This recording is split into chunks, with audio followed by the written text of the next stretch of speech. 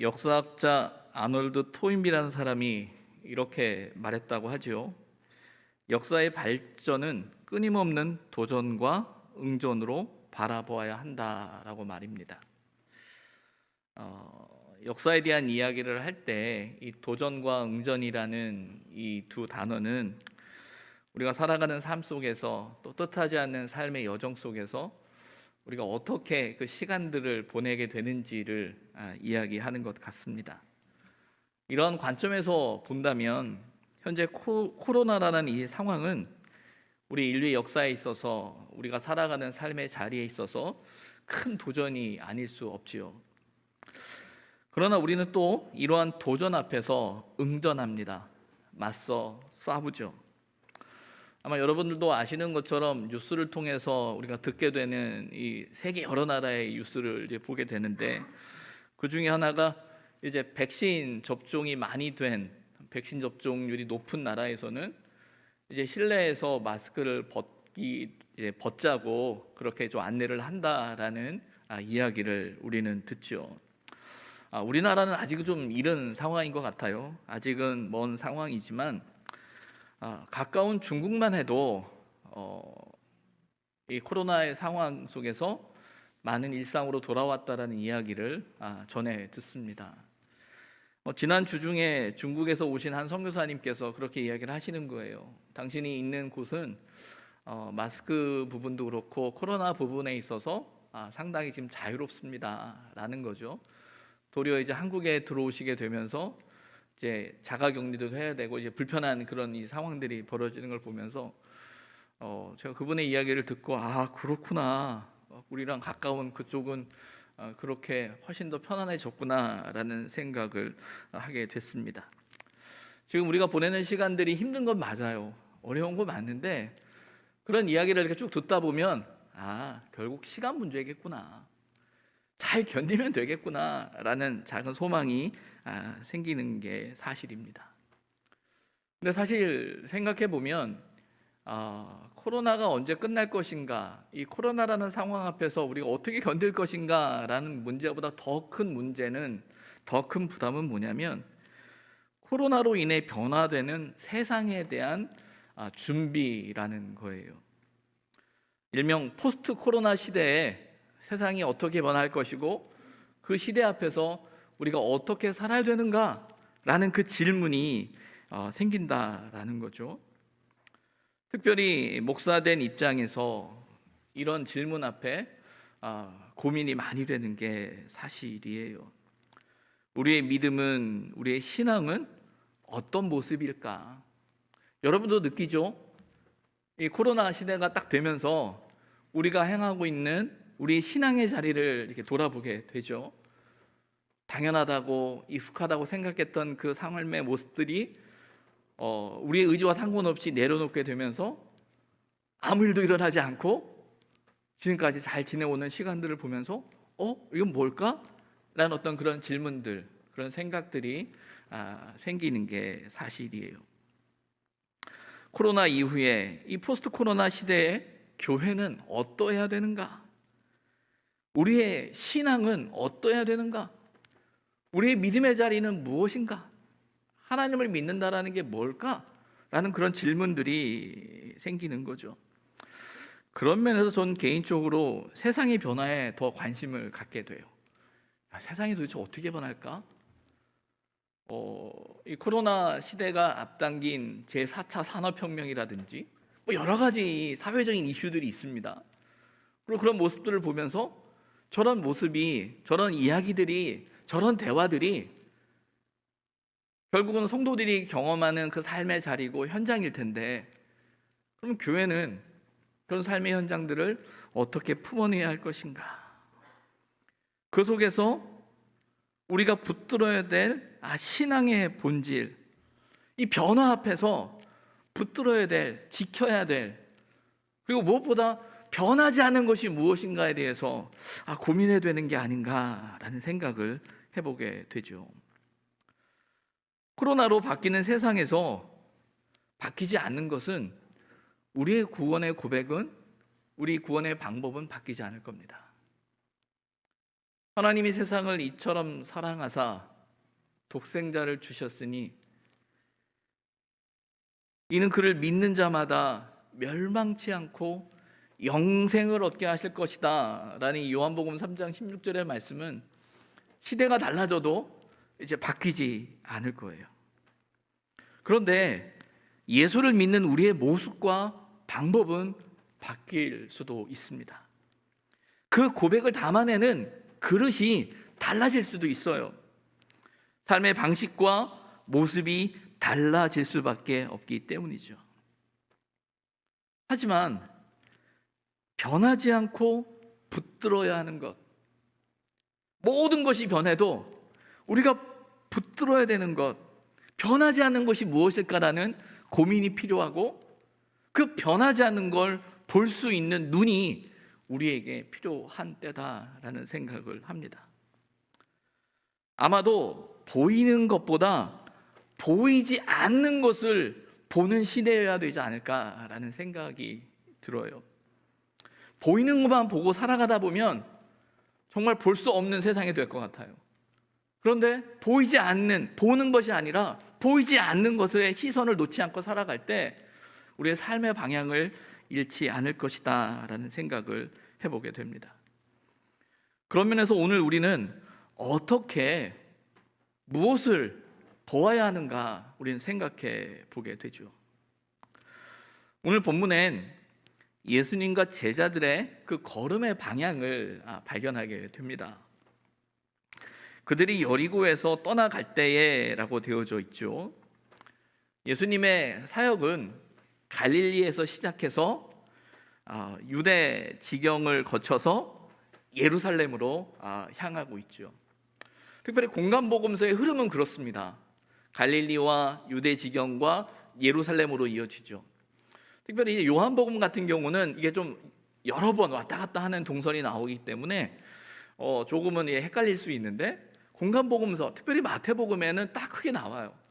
갈릴리에서 사역하셨다가 유대 지경에서 사역하시다가 이제 예루살렘으로 가시게 되고 예루살렘에 가셔서 마지막으로 그에게 주어진 사명을 감당하는 그 지역적인 역사 사건의 흐름들이 쭉 나옵니다. 오늘 본문에 여리고에 계신다라고 되어져 있는데 이 여리고는 예루살렘에 들어가기 전 이제 마지막 도시처럼 설명되어지고 있어요. 물론 우리가 다음 주에 함께 나누게 될 21장의 말씀을 보게 되면 벳바게라는 또 다른 지명이 나오기는 해요. 하지만 여리고라는 이 곳에서 예수님께서 지금까지 예루살렘에 이르기 전 이곳에까지 갈릴리와 유대 지경을 거치시는 그 모든 사역의 자리 속에서 무언가를 말씀하고 계시는 게 오늘 본문이다라는 거죠. 오늘 본문엔 두 맹인이 등장합니다. 두 맹인이 등장하는데 오늘 우리가 읽은 이 마태복음 20장에 나오는 이 본문은요, 마가복음과 누가복음에도 동일한 이야기로 전해지고 있어요. 근데 오늘 본문에 나오는 맹인 두 사람으로 되어져 있지만 마가복음과 누가복음에 대해서는 그가 누군지 설명해요. 그가 누구냐면 우리가 너무나 잘 아는 바디메오라는 사람이라고 해요. 그러니까 마태복음에는 맹인 두 사람으로 되어져 있는데 이 마가복음과 누가복음에는 두 사람이 아니라 바디메오, 디메오의 아들이라는 사람으로 설명하고 있죠. 근데 그가 길가에 앉아 있다라고 되어져 있습니다. 왜 길가에 앉아 있는지 우리는 알죠. 그는 맹인이었고 볼 수 없는 사람이기 때문에 그가 일할 수 있는 방법이 없었어요. 그가 할 수 있는 건 오로지 구걸이었음을 우리는 잘 압니다. 그리고 특별히 그가 여기에 등장하는 이유 중에 하나는 이 여리고라는 도시가 꽤 큰 도시였다고 해요. 그러니까 구걸을 하려면 사람들이 많이 모이는 곳에 모여야 있어야겠죠. 아마 그는 사람들이 많이 다니는 그 길을, 그 도시를, 그 곳을 알고 있었던 것 같아요. 그리고 그가 거기에 있을 때 그에게 소리가 들리죠. 사람들의 웅성웅성거리는 소리가 들립니다. 많은 사람들의 발걸음 소리가 들리고 분주한 소리가 들리는 거예요. 이게 무슨 소리지? 왜 오늘따라 사람들의 걸음이 이렇게 빠르지? 사람들이 더 많이 보이는 것 같아. 어떤 면에서는 이 걸음이 이제 유월절을 지키기 위해서 예루살렘으로 가고 있는 그 걸음이기 때문에 더 사람들이 많이 모였을 수도 있는데, 사람들의 말 속에, 대화 속에, 그에게 들려지는 이야기 속에 예수란 분이 지나가신다. 아마 이 바디메오라는 오늘 본문에 나오는 이 맹인 두 사람은 그에 대한 이야기를, 예수님에 대한 이야기를 계속 들었을 것 같아요. 그가 오신다라는, 그가 지나가신다라는, 정말 그를 볼 수 없지만 가까이 그가 지나가실 것 같은 어떤 그런 생각에, 그런 어떤 구걸을 하거나 사람들에게 날 좀 도와주십시오, 나에게 좀 돈을 주십시오, 나에게 적선을 해주십시오 라고 말하기보다 오늘 본문에 보면 그가 소리를 질렀다, 그가 외쳤다라고 성경은 이야기하고 있어요. 왜 외쳤을까요? 왜 소리를 냈을까요? 소리를 내야, 외쳐야 사람들이 더 도와주고 더 많이 구걸할 수 있지 않을까라는 생각이었을까요? 아마 지금 이 상황에서의 그 외침은 단지 구걸의 문제가 아니었을 것 같아요. 지금 이때를 놓치면, 이 상황을 놓치면 안 된다라는 어떤 절박함이 그에게 있지 않았을까라는 생각을 하게 됩니다. 어디 계신지, 어디로 지나는지, 내가 차마 그를 찾아갈 수도 없고 그를 붙들 수도 없고 그를 잡을 수도 없는 상황이기 때문에 그가 할 수 있는 건 외치는 거겠죠. 외치는 거예요. 소리를 내는 거예요. 주여 우리를 불쌍히 여기소서, 다윗의 자손이여 우리를 불쌍히 여기소서. 요즘 시대를 이야기하면, 우리 신앙적인 자리를 돌아보면서 이야기를 해보면 이 소리가 좀 작아진 것 같아요. 이 소리가 작아진 것 같아요. 예전이라고 말하는 라고 말하는 게 꼰대의 특징 중에 하나라고 하는데, 예전에는 이란 표현보다는 우리가 점점 신앙의 생활을 하면서 이 외침이 점점 작아지죠. 그전에는 정말 잘 외쳤던 것 같거든요. 안 외치면 못 살 것 같으니까.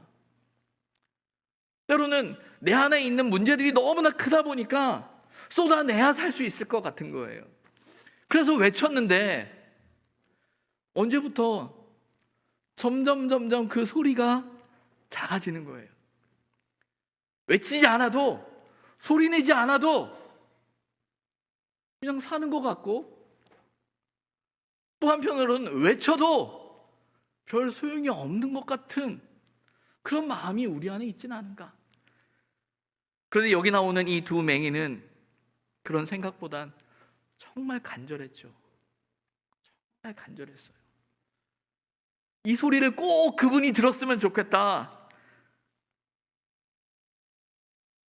그는 다윗의 자손이여 라고 예수를 부르고 있죠. 거기에는 눈을 뜬 많은 사람들이 있었을 겁니다. 많은 사람이 예수를 따른다고 되어져 있으니까 그는 눈을 뜨고 있는 많은 사람들이었을 거예요. 그런데 눈을 뜨고 있는 많은 사람들은 고백하고 있지 않는 그 고백을 이 맹인들은 하고 있는 거예요. 어찌 보면 눈을 뜨고 본다라고 말하는 사람들은 보지 못하고 있는 그것을 보지 못하는 이 두 맹인들은 보고 있는 것 같아요. 다윗의 자손이요, 다윗의 자손이요. 그 외침 앞에 사람들은 꾸짖죠. 조용히 해. 네가 나설 때가 아니야. 조용히 해. 그러나 그런 꾸지람은 그들에게 아무 의미가 없었어요. 그 말을 듣고 수그러들 상황이 아니에요. 살아야 하니까, 그분을 만나야 하니까, 그분을 붙들어야 되니까. 성경은 이야기하죠. 더욱 소리를 질렀다. 더욱 소리를 질렀다.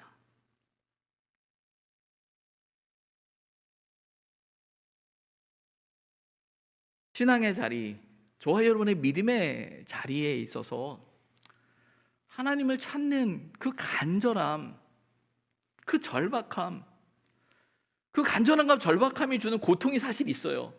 그런 것들이 절박하고 간절하다는 건 그거 안 되면 안 되는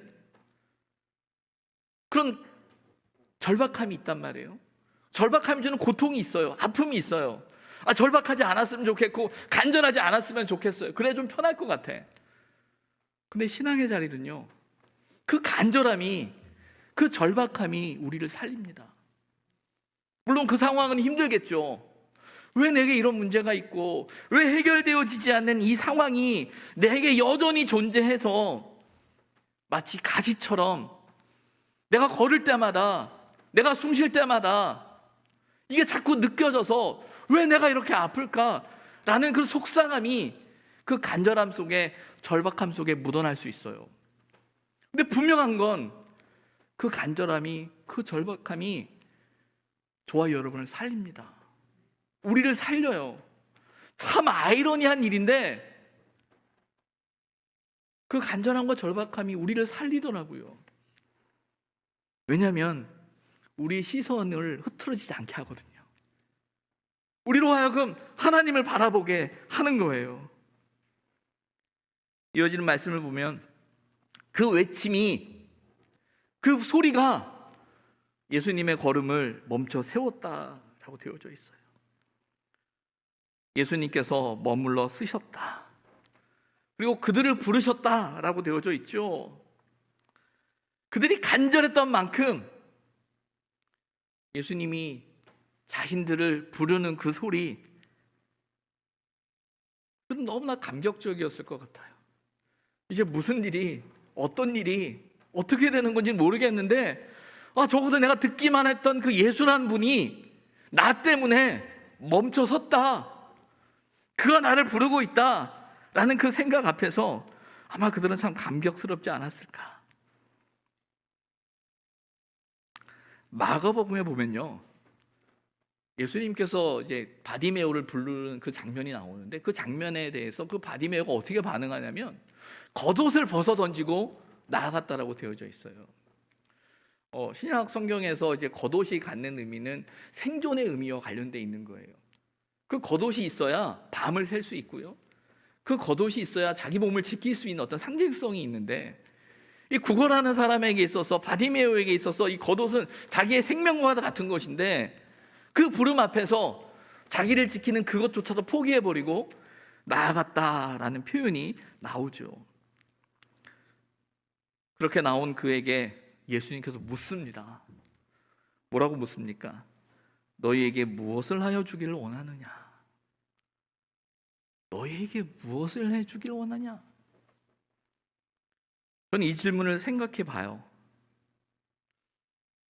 이런 질문이 필요할까? 아니, 예수님이 그를 모르셨을까? 그의 모습이나 그의 상황이나 사람들의 시선 속에서 그가 어떤 사람인지 몰랐을까? 아니죠. 아셨을 거예요. 그런데 묻지요. 너에게 뭘 해주길 원하냐? 그 상황이 뻔함에도 불구하고 물으세요. 뭐가 필요해? 뭐가 문제지?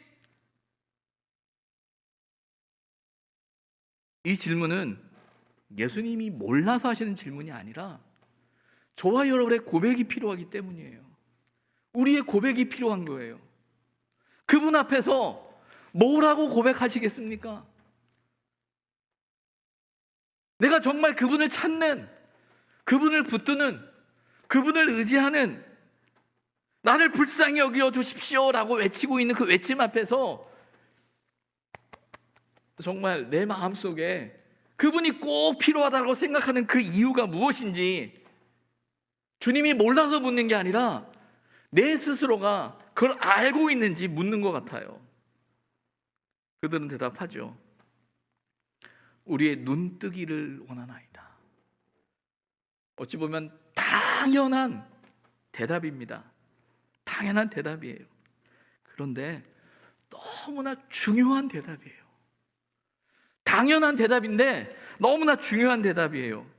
왜냐하면 그 대답 속엔 나의 연약함을 고백하는 것이, 나의 연약함을 하나님 앞에서 인정하는 것이, 나의 아픔을 그분 앞에 내어드리는 고백이기 때문이에요. 이 말 속에는요, 이런 의미가 담겨져 있는 거예요. 정말 당신이 필요하다라는 거예요. 당신이 하셔야 된다라는 거예요. 당신이 하셔야 된다라는 거예요. 그건 구걸하는 사람이었잖아요. 당장 돈 몇 푼을 줄 사람을 찾는 게 아니라 본질적으로 자신의 인생 앞에서, 자신의 삶의 상황 앞에서 이 삶의 문제를 해결할 수 있는 그 문제를 그분 앞에 내어드리는 거죠. 여러분, 우리가 하나님 앞에 드리는 기도는요, 그냥 어떤 형식과 틀에 맞춘 말들이 아니에요. 우리의 기도는 정말 당신이 필요합니다라는 고백이 되어야 해요. 당신이 도우셔야 하고요, 하나님이 함께 하셔야 하고요, 하나님이 지키셔야 하고요, 하나님이 붙드셔야 합니다라는 그 마음이 우리 기도에 담겨져야 되는 거예요. 내가 시간을 채웠다고 해서, 내가 횟수를 채웠다고 해서 그 문제가 아니라는 거죠. 주여, 주여 불쌍히 여겨주십시오. 그 고백 앞에 당신이 아니면 안 됩니다. 당신이 하셔야 됩니다. 내가 그렇게 약한 사람입니다. 내가 그렇게 연약한 사람입니다라는 그 깊은 고백이 그 대답 안에 묻어나는 겁니다. 두 맹인의 간절한 간구와 고백에 대해 예수님이 어떻게 하고 계십니까? 이어지는 34절 말씀인데 이렇게 말하죠. 4개의 동사가 나와요. 4개의 동사가. 첫 번째는 불쌍히 여기셨다.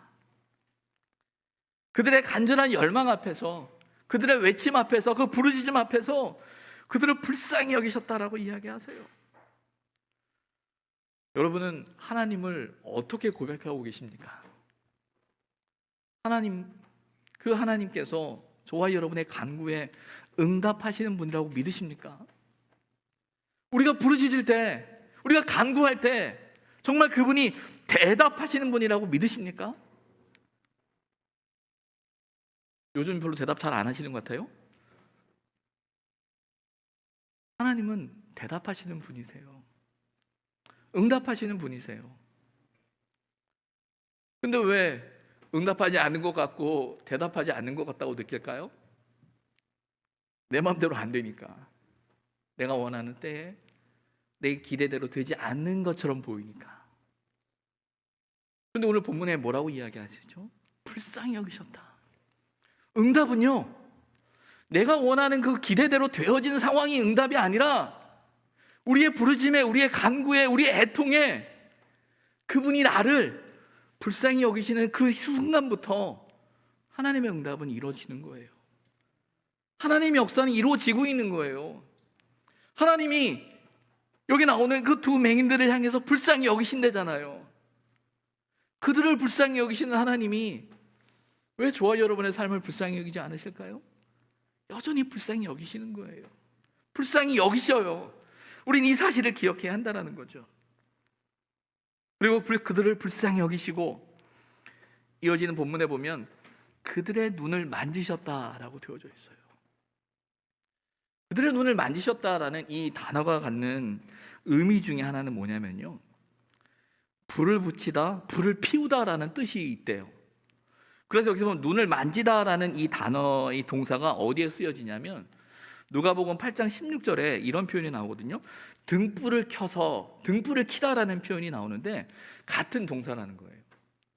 그러니까 그들의 눈을 만졌다라는 이 표현은 어떤 의미냐면, 그를 불쌍히 여겨서 예수께서 그들의 눈을 만지셨는데, 그들의 가장 약한 눈을 만지셨는데, 그들을 불쌍히 셔서 그들을 만지셨는데 그들의 영혼에, 그들의 심령에 불을 켜신 거예요. 그들의 마음에 불을 붙이셨다라는 거예요. 그가 외쳤던, 불쌍히 여겨 주십시오라고 외쳤던 그 예수님께서 그들의 눈을 만지시면서 그들의 영혼에, 그들의 심령에 불을 붙이신 거예요. 불을 붙이신 거예요.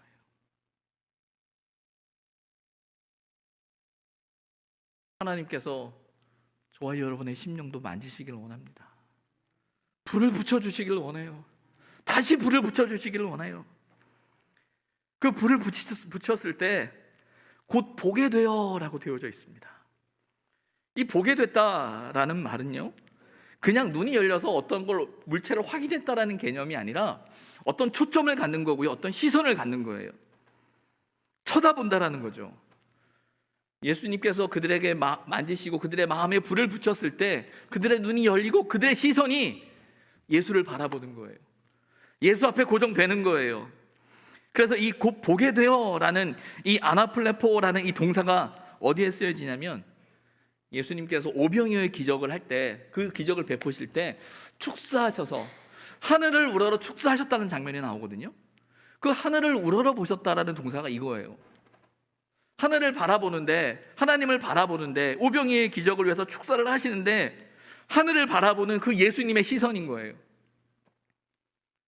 그러면 이 두 맹인들의 보게 되었다라는 그 시선은 예수님께서 하늘을 바라보시면서, 하나님을 바라보시면서 이 축사하셨던 그 장면처럼 예수님을 통해서 주시는 그 복을, 그 은혜를, 그를 바라보는 그 시선이 곧 보게 되어라는 거죠. 그들은 외쳤고, 하나님은 그들을 불쌍히 여기셨고, 그들의 눈이 열렸을 때, 그 영혼에 불이 붙었을 때 그들이 주님을 바라보았다라는 겁니다. 회복은요, 치유의 사건은요, 단지 우리의 상황, 우리의 질병, 우리의 문제가 해결되는 것이 아니라 그거보다 더 중요한 건 우리가 예수님을 보는 거죠. 아는 거죠. 느끼는 거죠. 마음에 불이 붙는 거죠. 예수를 바라보았다는 것은요, 단지 보는 것으로 끝나지 않아요. 이어지는 말씀이 뭐라고 나오냐면, 그들이 예수를 따르니라. 불쌍히 여기셨고 그를 만지셨고 보게 된 그들이 예수를 따랐다라고 되어져 있는 거예요. 따른다라는 말, 어떤 의미냐면 동행했다, 같은 길에 섰다라는 거예요. 지금 예수님께서 예루살렘을 향하고 계시잖아요. 예루살렘으로 향하는 그 길, 왜 예루살렘으로 향하고 계시죠?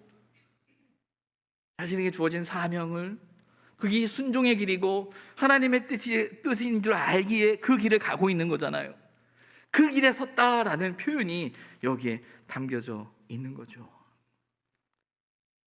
마가복음에 보면요, 그 바디메오를 향해서 뭐라고 얘기하냐면, 내 믿음이 너를 구원하였다라고 되어져 있어요.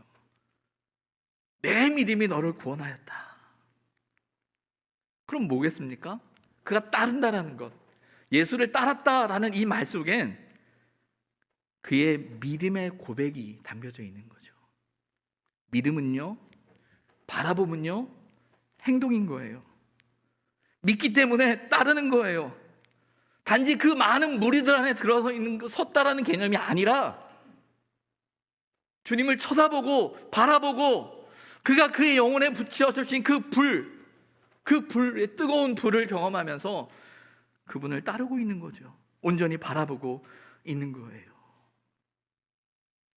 그들에게 있어서 본다라는 것, 어떤 의미일까요? 그들에게 있어서 본다라는 게 어떤 의미겠냐라는 거예요. 여러분 기억하실지 모르겠는데, 이 마태복음에는요, 오늘 본문과 같은 두 맹인을 치유한 사건이 이미 한번 나왔어요. 이 마태복음 9장에 보면 9장 27절부터 31절에 나오는데, 거기에 보면 내용적인 맥락적으로 보게 되면 같은 내용처럼 보여요. 하지만 분명한 건 그 맹인들과 오늘 본문에 나오는 맹인들은 다르다라는 거예요. 그리고 중요한 건요, 오늘 이 이야기는 단지 치유의 사건에 보지 못하는 이들이 보았다라는 것을 이야기하고자 오늘 본문이 기록되지 않았다라는 거죠. 오늘 본문은 예수님을 따르는 제자도에 대한 이야기인 거예요. 왜냐하면 우리가 방금 보았던 것처럼 이 34절 마지막 구절이 이거잖아요. 그들이 예수를 따르니라. 그들이 예수를 따랐다라는 것에 방점이 있는 거죠. 왜냐하면 마태복음 9장에 보게 되면 그들이 눈을 뜨게 되고 치유받았을 때 예수님께서 뭐라고 이야기하냐면 사람들에게 알리지 말라라고 이야기를 해요. 그럼에도 불구하고 그들이 소문을 내죠. 근데 오늘 본문에는 그들이 예수를 따랐다라고 되어져 있단 말이에요. 이 모습을 보면서, 이 말씀을 보면서 그럼 도대체 주님을 따른다라는 것이 어떤 의미인가 다시금 생각하게 되는 거죠. 그런 면에서 우리의 눈뜨기를 원하나이다라는 이 고백은요, 제자도 주님을 따른다라는 것이 무엇인지 다시금 생각하게 되는 거예요. 예수님의 사역 속에는 두 부류의 사람들이 질문을 했어요. 한 부류는 바리새인들과 같은 사람들이죠. 그들은 자신의 생각을 확인하기 위해서 하는 사람들이에요. 질문하는 사람들이에요. 또 한 사람들은 예수를 따르는 사람들이 질문을 해요. 제자들이 질문하고 있잖아요. 선생님, 이게 맞습니까? 선생님, 이게 천국에서 누가 더 큽니까? 등등 하면서 그런 질문을 하고 있죠. 그래서 그 질문에 대한 대답을 우리는 이렇게 보면서 주님의 뜻이 무엇이지? 하나님의 말씀이 무엇이지? 우리는 생각하게 되는 거예요. 그런 면에서 이 맹인이 보게 된 이 사건은 그 본다라는 것, 주님을 따른다라는 것이 무엇인지를 설명하고 있는 것 같아요. 그들에게 있어서 본다라는 건 무엇일까?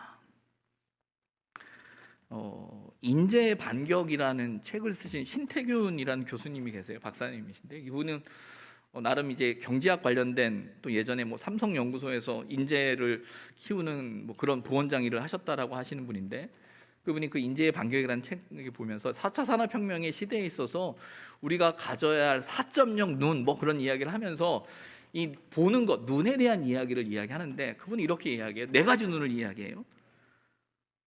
4가지 눈이 필요하다. 시력이 필요하고, 시야가 필요하고, 시각이 필요하고, 시선이 필요하다. 시력은 말 그대로 보는 거예요. 자세히 보는 거. 시야는요, 넓게 보는 거. 시각은요, 어떤 곳을 바라보는 관점이 것이고요. 시선은요, 시선은 사물을 바라보는, 그러니까 시각은 사물을 바라보는 각도라면 시선은 사물을 바라보는 관점에 대한 이야기를 하고 있어요. 그래서 우리가 눈을 가지고 있다라고 할 때는 이 시력과 시야와 시각과 시선에 대한 이야기가 필요하다라고 이야기하는데, 특별히 시선에 대해서 뭐라고 이야기를 하냐면 보이지 않는 것을 볼 수 있어야 된다라는 거예요. 우리가 보이지 않는 걸 볼 수 있는 그 시선이 필요하다. 시각이 어떤 것을 파악하는 능력이라면 시선은 변하지 않는 것, 본질을, 원칙을 파악할 수 있는 그 눈이다라고 이야기를 하고 있는 거예요. 그 책을 읽어 내려가면서 오늘 본문의 말씀과 비춰봤을 때, 그러면 영적인 눈, 주님을 바라보는 그 눈은 어떤 눈일까라는 생각을 해보게 돼요. 시력도 중요하고 시야도 중요하고 시각도 중요한데 정말 중요한 건 시선의 문제라는 거죠. 시선의 문제는 보이지 않는 것을 볼 수 있는 눈이라는 거예요. 중요한 건 그 보이지 않는 것을 어떻게 보냐라는 거예요. 보이지 않는 것을 어떻게 보냐. 오늘 맹인들은요, 보이지 않는 것을 보고 있어요. 누구를 통해서요? 예수님을 통해서 보는 거예요. 어떻게 보느냐가 우리에게서 중요한 신앙의 모습이라는 거예요. 성경은 예수님을 통해서 보아야 한다라고 말하고 있죠. 마태복음의 중요한 주제 중에 하나는 하나님 나라입니다. 천국에 대한 이야기예요. 그런데 한번 보십시오.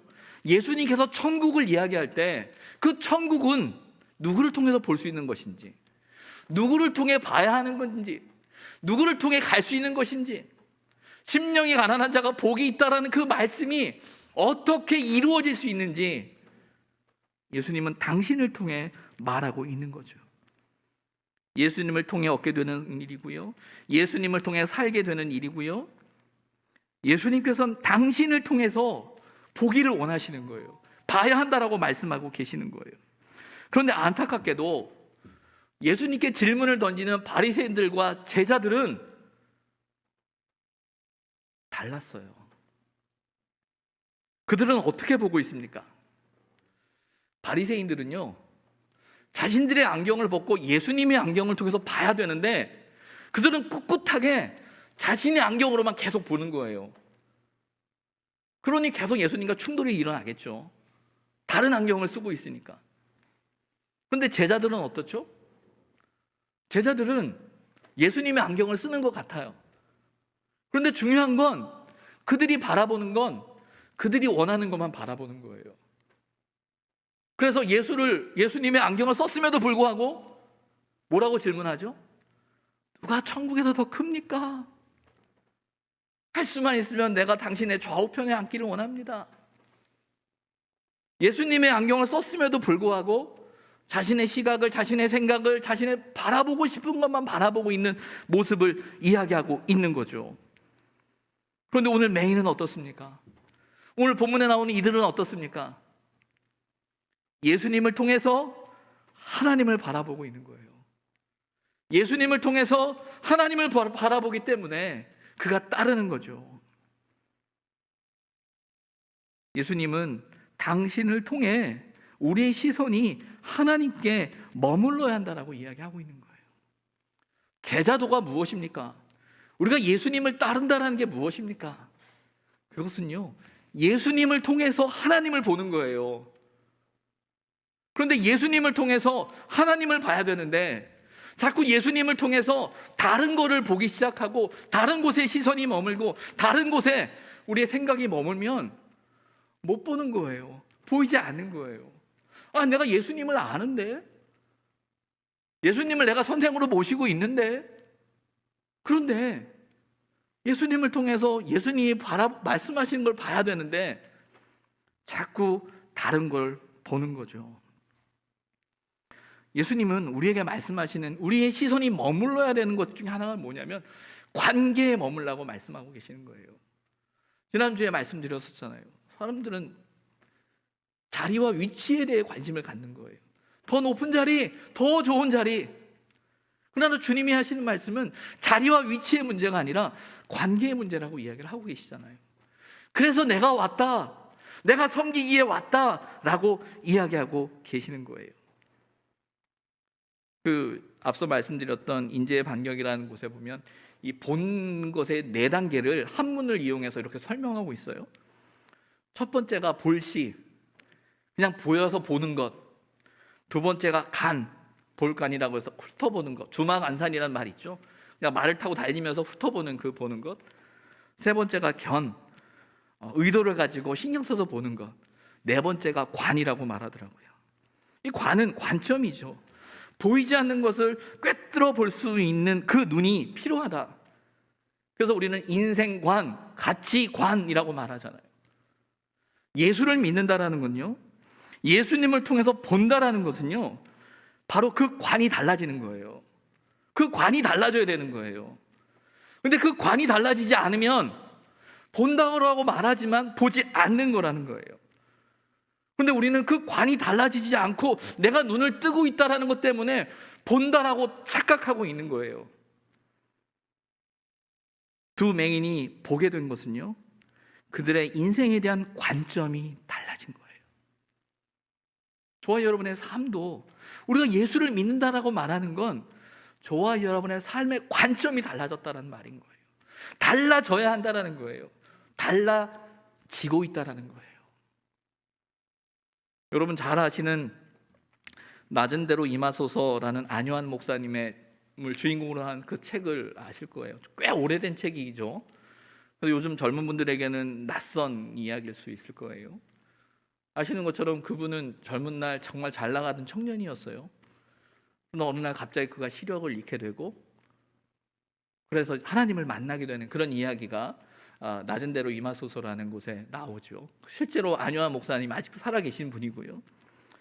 그가 살아가다가 어느 날 그분의 간증을 듣던 어느 한 집사님이 그 목사님에게 얼마가 들어도 좋으니까 목사님의 시력을 회복할 수 있는 방법을 한번 찾아보십시오. 근데 알고 봤더니 수술을 통해서 어느 정도 시력을 회복할 수 있는 방법이 있었다라는 거예요. 근데 그 목사님이 뭐라고 이야기를 했냐면 이렇게 얘기를 했다고 해요. 저는 눈을 떴을 때 하나님을 부인했지만 시력을 잃고서야 하나님을 만났습니다. 얼마 남지 않은 삶이기도 하고 천국에 가면 눈을 뜰 수 있습니다. 그래서 저는 그 수술 받지 않겠습니다 라고 말했다는 거예요. 우리가 본다라고 말하는 것, 그게 무엇일까요? 저와 여러분이 본다라고 말하는 그 본은 무엇일까요? 우리가 제자로 살아간다라는 것, 그것은 무엇일까요?